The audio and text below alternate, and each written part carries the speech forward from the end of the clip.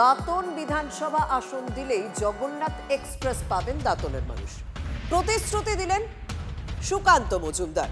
গতকাল দাঁতনে দলীয় সভায় বিজেপি সাংসদ বলেন, বিজেপি জিতলে দাঁতন স্টেশনে জগন্নাথ এক্সপ্রেস দাঁড়াবে। উড়িষ্যাতে কার সরকার আছে? উড়িষ্যাতে কার সরকার আছে?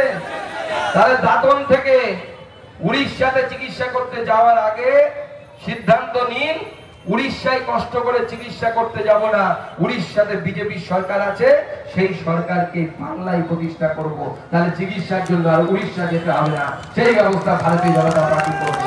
আপনার হসপিটালের চিন্তা ভারতীয় জনতা পার্টি করবে।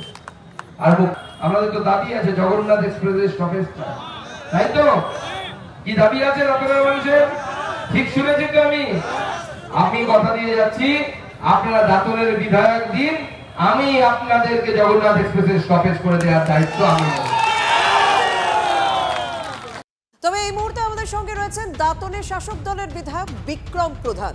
বিক্রম বাবু, সুকান্ত মজুমদার এই জগন্নাথ এক্সপ্রেস দিয়ে তো আপনার আসনকে চ্যালেঞ্জ করছেন, মানে যদি বিজেপি ওই আসন পায় তাহলে সেখানে ট্রেন দাঁড়াবে। আচ্ছা, নমস্কার সবাইকে। আমি বলি, সুকান্ত বাবু একজন হচ্ছেন অধ্যাপক মানুষ, পণ্ডিত মানুষ। তার দক্ষিণবঙ্গে দাঁতন উড়িষ্যা প্রান্ত এলাকা, এই এলাকা ভৌগোলিক সীমারেখার সম্পর্কে তার কোনো জ্ঞান নেই, এক নম্বর।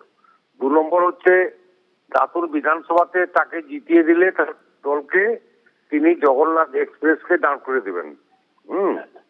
তো এই দাঁতন বিধানসভা